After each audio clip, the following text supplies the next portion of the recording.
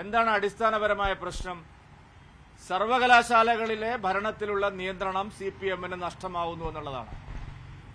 നാം അറിയേണ്ട ഒരു കാര്യം, ഓർക്കേണ്ട ഒരു കാര്യം, കേരളത്തിൽ UDF ഭരിക്കുമ്പോഴും എല്ലാ സർവകലാശാലകളുടെയും നിയന്ത്രണം CPM-നാണ്. സ്വാതന്ത്ര്യത്തിന് ശേഷം കേരളത്തിൽ ജനാധിപത്യ സർക്കാർ വന്നതിന് ശേഷം കേരളത്തിലെ എല്ലാ സർവകലാശാലകളുടെയും നിയന്ത്രണം എല്ലാ കാലത്തും CPM-നാണ്.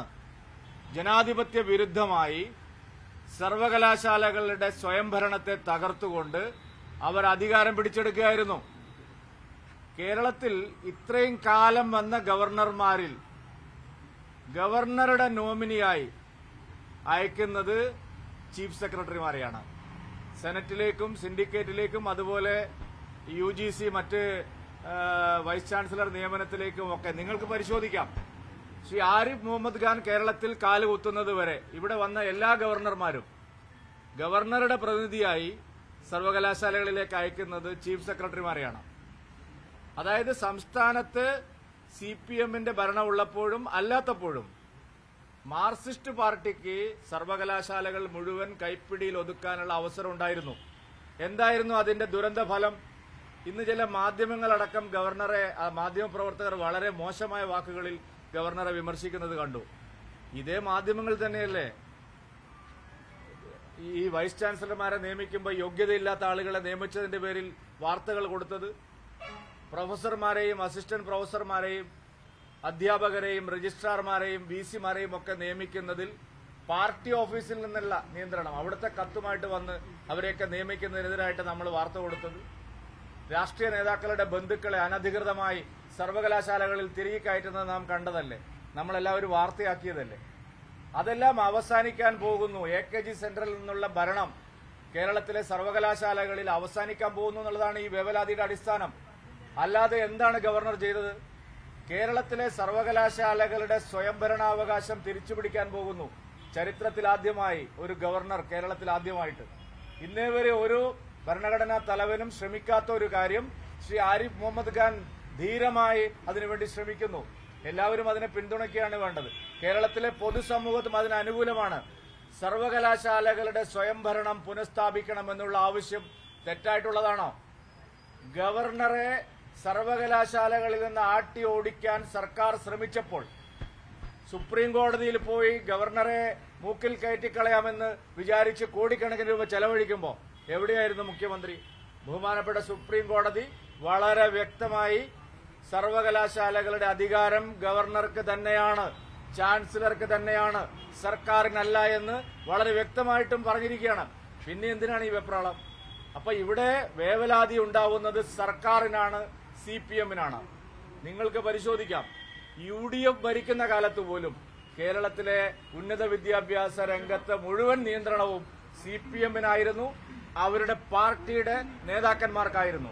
അതാണ് നഷ്ടപ്പെടാൻ പോകുന്നത്. ഇപ്പോ കാലിക്കറ്റ് സർവകലാശാലയിലും കണ്ണൂർ സർവകലാശാലയിലും കേരള സർവകലാശാലയിലുമൊക്കെ ചെറിയ മാറ്റങ്ങളുണ്ടായി. ഒരു സെനറ്റ് പുനഃസംഘടിപ്പിക്കുമ്പോഴേക്കും ഈ വേവലാതി ഉണ്ടായി. ഇനി എല്ലാ സെനറ്റുകളും പുനഃസംഘടിപ്പിക്കുമ്പോൾ എന്തായിരിക്കും സ്ഥിതി? അപ്പൊ അതിനു മുമ്പ് തെരുവ് യുദ്ധം നടത്തി ഗവർണറെ ഭീഷണിപ്പെടുത്തി മറ്റ് സർവകലാശാലകളിൽ ഇടപെടാതിരിക്കാൻ വേണ്ടിയുള്ള ആസൂത്രിതമായ നീക്കമാണ് CPM നടത്തുന്നത്. അതാണിപ്പോ കണ്ടുകൊണ്ടിരിക്കുന്നത്.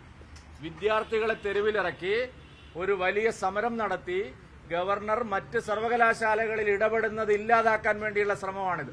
പക്ഷെ ഈ ഗവർണർ, നിങ്ങൾക്ക് ആള് മാറിപ്പോയി ശ്രീ പിണറായി വിജയൻ. നിങ്ങൾ മറ്റ് പലരെയും സ്വാധീനിച്ചെടുക്കുന്നത് പോലെ സ്വാധീനിക്കാൻ കഴിയാത്ത വന്നിരിക്കുന്നു എന്നുള്ളത് കൊണ്ടാണ്. നിങ്ങൾക്ക് ഒരു മന്ത്രി തന്നെ ഈ പ്രശ്നങ്ങളെല്ലാം നടക്കുമ്പോഴും സെനറ്റിലേക്ക് നിങ്ങളെ ഒരു മന്ത്രിയെ നിങ്ങൾ അയച്ചല്ലോ സെനറ്റിലേക്ക് ശുപാർശ ചെയ്യാൻ. ആരാണ് ഈ മന്ത്രിക്ക് അവകാശം കൊടുത്തത്? സെനറ്റിലേക്ക് ആളുകളുടെ പേര് ശുപാർശ ചെയ്യാൻ ഒരു നാണവും ഇല്ലാതെ ഒരു മന്ത്രിയെ നിങ്ങൾ അയച്ചല്ലോ. കേരളത്തിലെ സർവകലാശാലകളെ മുഴുവൻ കൈപ്പിടിയിലാക്കി അവിടെ മുഴുവൻ നിങ്ങൾക്ക് അനധികൃത നിയമനങ്ങൾ നടത്താൻ, പിൻവാതിൽ നിയമനങ്ങൾ നടത്താൻ, പാർട്ടി കേഡറുകളെ നിയമിക്കാൻ, പാർട്ടി സഖാക്കളെ വൈസ് ചാൻസലർമാരാക്കാൻ, PVC-മാരാക്കാൻ, പ്രൊഫസർമാരാക്കാൻ എല്ലാം നിങ്ങൾ ഇത്രയും കാലം നടത്തിയ പരിശ്രമം പൊളിയുന്നു എന്നുള്ളത് കൊണ്ടാണ് ഈ ഗവർണർക്കെതിരായിട്ടുള്ള ആക്ഷേപം. അതുകൊണ്ട് ഇതൊന്നും നടക്കാൻ പോകുന്നില്ല. SFI അല്ല ഏത് ആള് വിചാരിച്ചാലും കേരളത്തിലെ സർവകലാശാലകളെ മുഴുവൻ സ്വാതന്ത്ര്യത്തിലേക്ക് കൊണ്ടുവരും. സ്വയംഭരണത്തിലേക്ക് കൊണ്ടുവരുമെന്നാണ് ഗവർണർ തീരുമാനിച്ചിരിക്കുന്നത്. അത് BJP-ക്കാർ കൊടുക്കുന്ന ലിസ്റ്റിന്റെ അടിസ്ഥാനത്തിലല്ല, BJP പ്രസിഡന്റിന്റെ കാര്യസ്ഥനായതുകൊണ്ടല്ല. ഗവർണർ ഉറച്ച തീരുമാനമെടുത്തിട്ടുണ്ടെങ്കിൽ അത് ഭരണഘടനാപരമായിട്ടാണ്, നിയമപരമായിട്ടാണ്, സുപ്രീം കോടതിയുടെ അനുമതിയോടുകൂടിയാണ്, ഈ രാജ്യത്ത് നിലനിൽക്കുന്ന നിയമവാഴ്ചയുടെ അടിസ്ഥാനത്തിലാണ്. അതിനെ തൊട്ട് കളിച്ചാൽ ഗുരുതരമായ പ്രത്യാഘാതമായിരിക്കും സർക്കാർ നേരിടേണ്ടി വരിക. ഗവർണർക്കെതിരെ അങ്ങേയറ്റം മോശമായിട്ടുള്ള ബാനറുകൾ, എന്നിട്ട് പഠിക്കുക ഇത് ജനാധിപത്യമാണെന്ന്. മുഖ്യമന്ത്രിക്കെതിരെ മുഖ്യമന്ത്രി ഒരു കള്ളുകുടിയനാണെന്ന് പറഞ്ഞ് ഒരു ബാനർ വെക്കാൻ കഴിയുമോ? മുഖ്യമന്ത്രി ഒരു സദാചാര വിരുദ്ധനാണെന്ന് പറഞ്ഞ് ഇവിടെ ആർക്കെങ്കിലും ഒരു ബാനർ വെക്കാൻ കഴിയുമോ? അങ്ങേയറ്റത്തെ തെമ്മാടിത്തമാണ് ഗവർണർക്കെതിരായി SFI ക്രിമിനലുകളെ ഉപയോഗിച്ചുകൊണ്ട് ഇവിടെ CPM കാണിക്കുന്നത്. ഇത് തീക്കൊള്ളി കൊണ്ടുള്ള തലചൊറിയലാണ്. ഇവിടുത്തെ എല്ലാ മന്ത്രിമാർക്കെതിരായിട്ടും മുഖ്യമന്ത്രിക്കെതിരായിട്ടും ഇത്തരം അനാവശ്യങ്ങൾ ആരെങ്കിലും എഴുതി വെച്ചാൽ എന്തായിരിക്കും നിങ്ങളുടെ അവസ്ഥ? ഇതൊന്നും ശരിയായ നടപടിയല്ല. ഭീഷണിയും കയ്യൂക്കും കായബലവും കൊണ്ട് രാജ്ഭവനെ ഭീഷണിപ്പെടുത്താമെന്ന് വിചാരിച്ചാൽ അത് നടപ്പില്ല. ഇപ്പോൾ ഒരു സെനറ്റിന്റെ നിയമനം മാത്രമാണ് നടന്നിരിക്കുന്നത്. ഇനി എല്ലാ സെനറ്റിലും സ്വാതന്ത്ര്യത്തിന്റെ ശുദ്ധവായു വരും. നിങ്ങളുടെ കൈപ്പിടിയിൽ നിന്ന് കേരളത്തിലെ സർവകലാശാലകളെ മോചിപ്പിക്കും, സ്വയംഭരണം കൊണ്ടുവരും. അവിടെ BJP ഇല്ല, RSS ഇല്ല, ഒരു തരത്തിലുള്ള രാഷ്ട്രീയ ഇടപെടലുമില്ല. ഞങ്ങൾ AKG സെന്ററിൽ നിന്ന് കത്ത് കൊടുത്തയക്കുന്നത് പോലെ മാരാർജി ഭവനിൽ നിന്ന് ആ സ്വഭാവം ഞങ്ങൾക്കില്ല. നിങ്ങളുടെ സ്വഭാവമാണ് നിങ്ങൾ പറയുന്നത്. മാരാർജി ഭവനിൽ നിന്നോ മാധവ നിവാസിൽ നിന്നോ ആർക്കും കത്ത് കൊടുക്കുന്ന സ്വഭാവം ഞങ്ങൾക്കില്ല. ഞങ്ങൾ സർവകലാശാലകളുടെ സ്വയംഭരണം പുനഃസ്ഥാപിക്കണം എന്നുള്ള ആവശ്യമാണ് ഉന്നയിച്ചിരിക്കുന്നത്. അതാണ് നടപ്പാവുന്നത്. ഈ ഗവർണറെ ഉടനെ മാറ്റണമെന്നൊക്കെ ചില ആൾ പറഞ്ഞിരിക്കുക. തിരിച്ചു വിളിക്കണം. ഗവർണർ 5 കൊല്ലം കൂടി കേരളത്തിൽ വേണമെന്നാണ് ഞങ്ങൾ ആഗ്രഹിക്കുന്നത്. ഒരു 5 കൊല്ലം കൂടി കേരളത്തിൽ ഇരുന്നാൽ നിങ്ങളൊക്കെ ആഫീസ് പൂട്ടി പോകേണ്ടി വരും. ഇത്രയും കാലം വിദ്യാർത്ഥികളെ പേര് പറഞ്ഞ് കൊള്ളയടിച്ച് സർവകലാശാലകളെ മുഴുവൻ പാർട്ടി ആഫീസുകളാക്കി നിങ്ങൾ നടത്തിയ പരിശ്രമം ഇനി വിജയിക്കില്ല. JNUവിനെ സ്വാതന്ത്ര്യത്തിലേക്ക് കൊണ്ടുവരാൻ കഴിഞ്ഞിട്ടുണ്ടെങ്കിൽ, ഈ SFI ഒന്നല്ലല്ലോ, അതിനേക്കാൾ വലിയ തീവ്രവാദികൾ അവിടെ ഉണ്ടായിരുന്നു. JNUവിനെ മോദി സർക്കാരിന്, ഇപ്പോഴത്തെ സർക്കാരിന് സ്വാതന്ത്ര്യത്തിന്റെ ശുദ്ധവായു അവിടെ കൊണ്ടുവരാൻ കഴിഞ്ഞിട്ടുണ്ടെങ്കിൽ കേരളത്തിലെ 8 സർവകലാശാലകളൊന്നും അത്ര വലിയ പ്രശ്നമുള്ള കാര്യമൊന്നുമല്ല. കേരളത്തിലെ സർവകലാശാലകളും ജനാധിപത്യം പുനഃസ്ഥാപിക്കും, അവിടെ സ്വാതന്ത്ര്യം കൊണ്ടുവരും. സ്വയംഭരണം, സർവകലാശാലകളുടെ സ്വയംഭരണം അത് നടപ്പാക്കാൻ ഗവർണർ ശ്രമിക്കുന്നത് കൊണ്ടാണ് ഈ വേവലാതിയും ഈ തെമ്മാടിത്തവും അവർ കാണിക്കുന്നത്. അത് അല്ലെന്ന് ഭരണഘടനാപരമായിട്ടാണല്ലോ ഗവർണർ പ്രവർത്തിക്കുന്നത് കൊണ്ട് സുപ്രീം കോടതി വിധി പറഞ്ഞത് നിങ്ങളാരും വായിച്ചില്ലേ? സർവകലാശാലകളിൽ നിങ്ങൾക്ക് സർക്കാരിന് യാതൊരു ഉത്തരവാദിത്വവുമില്ല.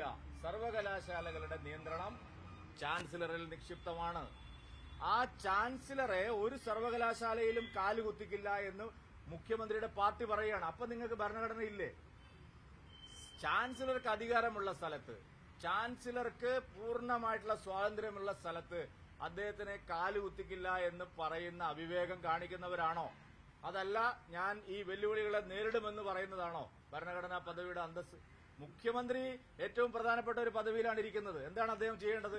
ഈ വിദ്യാർത്ഥികളെ, കുട്ടിക്കൊരങ്ങന്മാരെ കൊണ്ട് ചുടുചോറ് മാന്തിക്കാതെ അവരോട് പിരിഞ്ഞു പോകാൻ പറയണം. അവരോട് സമാധാനത്തിന്റെ പാതയിൽ സംസാരിക്കാൻ പറയണം.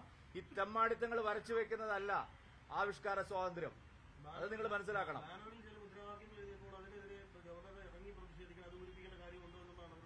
നിങ്ങൾ ഇത്ര ചെറിയ കാര്യങ്ങളാണോ ചോദിക്കുന്നത്? ഗവർണറെ കാലുകുത്തിക്കില്ല എന്ന് SFIയുടെ ഒരു ക്രിമിനൽ നേതാവ്, പിടികിട്ടാപ്പുള്ളിയാണ് ആ ചങ്ങാതി ഇപ്പോഴും, ആണല്ലോ, നിങ്ങളെല്ലാം റിപ്പോർട്ട് ചെയ്താണല്ലോ. പിടികിട്ടാപ്പുള്ളിയായിട്ടുള്ള ഒരുത്തൻ വന്ന് ഗവർണറെ, ഈ സർവകലാശാലകളുടെ ചുമതലയുള്ള ഗവർണറെ കാലുകുത്തിക്കാൻ സമ്മതിക്കില്ല എന്ന് പറഞ്ഞപ്പോൾ എവിടെയായിരുന്നു ബാക്കിയുള്ള ആൾക്കാരൊക്കെ? അതുകൊണ്ട് അത്തരം ഭീഷണിയൊക്കെ ബംഗാളിൽ ഇല്ലാതായി കഴിഞ്ഞു, ത്രിപുരയിൽ പോയി കഴിഞ്ഞു, വൈകാതെ കേരളത്തിലും പോവും. അതുകൊണ്ട് ആ ഭീഷണിയൊന്നും ഇവിടെ വേണ്ട. ഈ തരത്തിലുള്ള തെമ്മാടിത്തം നിയന്ത്രിക്കാൻ മുഖ്യമന്ത്രി തയ്യാറാവുകയാണ് വേണ്ടത്. ഈ രാഷ്ട്രപതി ഭരണം എന്ന് പറഞ്ഞ് വരട്ടാനൊന്നും നോക്കണ്ട എന്നാണ് മുഖ്യമന്ത്രി ഇതിപ്പോൾ രാവിലെ പറഞ്ഞിരിക്കുന്നത്. രാഷ്ട്രപതി ഭരണം ആരും പറഞ്ഞിട്ടില്ലല്ലോ. രാഷ്ട്രപതി ഭരണം ഒന്നും ഇല്ലാതെ തന്നെ നിയമവാഴ്ച നടപ്പാക്കാൻ കഴിയുമെന്ന് ഗവർണർക്ക് അറിയാം. രാഷ്ട്രപതി ഭരണത്തിന്റെ ഒരു ആവശ്യവുമില്ല. നിയമവാഴ്ച ഉറപ്പുവരുത്താൻ എന്തൊക്കെ ചെയ്യണമെന്ന് ശരിയായി പഠിച്ചിട്ടുള്ള ആളാണ് കേരള ഗവർണർ. വെറുതെ വന്നിരിക്കുന്ന ആളല്ല, നോക്കുകുത്തി ഗവർണർ അല്ല. അതായത് നമ്മുടെ നാട്ടിലെ നിയമവാഴ്ച സംസ്ഥാനം ഭരിക്കുന്നവർക്ക് എങ്ങനെയും ഭരിക്കാൻ അവകാശമില്ല. നിയമവാഴ്ച ഉറപ്പുവരുത്തണം, നമ്മുടെ നാട്ടിലെ ഭരണഘടന സംരക്ഷിക്കണം. അതൊന്നും ചെയ്യാതെ ഞാൻ വലിയ യശമാനനാണ്, എന്നെ ആരും പിന്നെ ഞാൻ ആരെയും പേടിക്കേണ്ടതില്ല എന്ന് വിചാരിച്ച് പറയുന്ന ആളല്ല. മുഖ്യമന്ത്രി ഒരു പ്രതിഷേധത്തെ പോലും അംഗീകരിക്കുന്നില്ല. ഗുണ്ടകളെ വിട്ട് പിന്നെ സംരക്ഷണ സേന തീർത്തിരിക്കുകയാണ്. ഗവർണർ ആരെയും വിട്ടിട്ടില്ലല്ലോ, ഗവർണർ ഒരു സഹായം തേടിയിട്ടില്ലല്ലോ. ഗവർണർ ഇപ്പൊ പറഞ്ഞിരിക്കുന്നത് എനിക്ക് പോലീസേ വേണ്ടെന്നാണ്. മുഖ്യമന്ത്രി അങ്ങനെയാണോ? 2000 പോലീസുകാരെ, ബുള്ളറ്റ് പ്രൂഫ് കാറും പിന്നെ ഒരു ബസ്സും പിന്നെ ഒരു 500 ഡിവൈഎഫ്ഐക്കാരെയും വെച്ചിട്ടാണോ അയാൾ നടക്കുന്ന ഇരട്ടച്ചങ്കൻ? ഗവർണർ പറഞ്ഞിരിക്കുക എനിക്ക് ഒരു പോലീസും വേണ്ട, അദ്ദേഹം പോവാണെന്നാണ് പറഞ്ഞിരിക്കുന്നത്. ഞാൻ ജനങ്ങളുടെ ഇടയിലേക്ക് ഇറങ്ങുകയാണെന്നാണ് ഇപ്പോൾ പറഞ്ഞിരിക്കുന്നത്. എന്തിനാണ് പോലീസ്? ഈ പോലീസിന് എങ്ങനെ അദ്ദേഹത്തെ സംരക്ഷിക്കാൻ കഴിയും?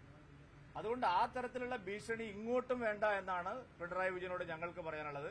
ഇവിടെ ആരും രാഷ്ട്രപതി ഭരണത്തിന്റെ ഭീഷണിയൊന്നും മുഴക്കിയിട്ടില്ല. രാഷ്ട്രപതിയൊന്നും വേണ്ട, ഈ മുഖ്യമന്ത്രി വഴിക്ക് വരും. അതിനുള്ള ന്യായങ്ങളൊക്കെ വേണ്ടപ്പെട്ട ആൾക്കാരുടെ കയ്യിലുണ്ട്. ഈ മുഖ്യമന്ത്രി നേരായ വഴിക്ക് വരാൻ പറ്റിയ തരത്തിലുള്ള കാര്യങ്ങളൊക്കെ എതിർക്കുന്നവരുടെ കയ്യിലുണ്ട്. അതുകൊണ്ട് ആ ഭീഷണിയൊന്നും ഇങ്ങോട്ടും വേണ്ട. നവകേരള യാത്രയിലും പ്രതിഷേധിക്കുന്നുണ്ടല്ലോ. ഇന്നലെ നിങ്ങൾ കണ്ടല്ലോ. കാര്യമായെന്ന് പറഞ്ഞാൽ നിങ്ങൾ ഈ വ്യാജന്മാരുടെ 2 സമരങ്ങൾ മാത്രമേ കാണിക്കുന്നുള്ളൂ. ഞങ്ങളെ കുട്ടികൾ എന്ത് അന്തസ്സായിട്ടാണ് ഇന്നലെ പത്തനംതിട്ടയിൽ സമരം നടത്തിയത്, ഇന്നലെ വണ്ടിപ്പെരിയാറിൽ സമരം നടത്തിയത്, മഹിളാ മോർച്ചക്കാർ നടത്തിയ സമരങ്ങൾ നിങ്ങൾ കണ്ടില്ലേ? നിങ്ങൾക്ക് ഈ വ്യാജനോട് അല്ലല്ല എല്ലാ വിഷയത്തിലുണ്ട്. നിങ്ങൾക്ക് ഈ വ്യാജന്മാരോട് വലിയ സ്നേഹമാണ്. നിങ്ങളെല്ലാവരും വ്യാജന്മാരെ പിന്നെ ഉയർത്തിക്കൊണ്ടുവരാൻ ശ്രമിക്കുന്നവരാണെന്ന് എനിക്കറിയാം. ഞാൻ അതിന് മറുപടി പറയുന്നില്ല. ഞങ്ങള് ഒറിജിനൽ സമരക്കാരാണ്. അല്ല, ഉണ്ടല്ലോ, ഒറിജിനൽ സമരക്കാരുണ്ട്. നിങ്ങളിപ്പോ രാഹുൽ ഗാന്ധിയെ പ്രധാനമന്ത്രി ആവും എന്ന് പറഞ്ഞിട്ട് ഇപ്പോഴേ അടിച്ചുവിടുന്നവരല്ലേ? അപ്പൊ നിങ്ങൾക്ക് വ്യാജന്മാർ വേണ്ടി വരുമല്ലോ. അതുകൊണ്ട് അതിനെപ്പറ്റി പറയണ്ട. ഞങ്ങൾ ശരിയായ സമരം നടത്തുന്നുണ്ട്. നിങ്ങളെ ഉദ്ദേശം UDFനെ മഹത്വവൽക്കരിക്കാനാണ്. ഞാൻ അതുകൊണ്ടാണ് പറഞ്ഞത്, UDF ഭരിക്കുമ്പോൾ കേരളത്തിൽ എല്ലാ സർവകലാശാലകളുടെയും നിയന്ത്രണം SFIക്കും CPMനുമാണ്. അന്ന് എന്ത് ചെയ്യായിരുന്നു കോൺഗ്രസിന്റെ മഹാരാജന്മാരായിട്ടുള്ള മുഖ്യമന്ത്രിമാര്? ഇപ്പൊ ഒരു ഗവർണർ വേണ്ടി വന്നു ഈ സർവകലാശാലകളിലെ അനാശാസ്യ പ്രവർത്തനങ്ങളെ തടയാൻ, ഉന്നത വിദ്യാഭ്യാസ രംഗത്തെ തെറ്റായ പ്രവണതകൾ അവസാനിപ്പിക്കാൻ ഇവിടെ ഒരു ഗവർണർ വേണ്ടി വന്നു. അതിന് സപ്പോർട്ട് ചെയ്യാണ് വേണ്ടത് ഗവർണറെ.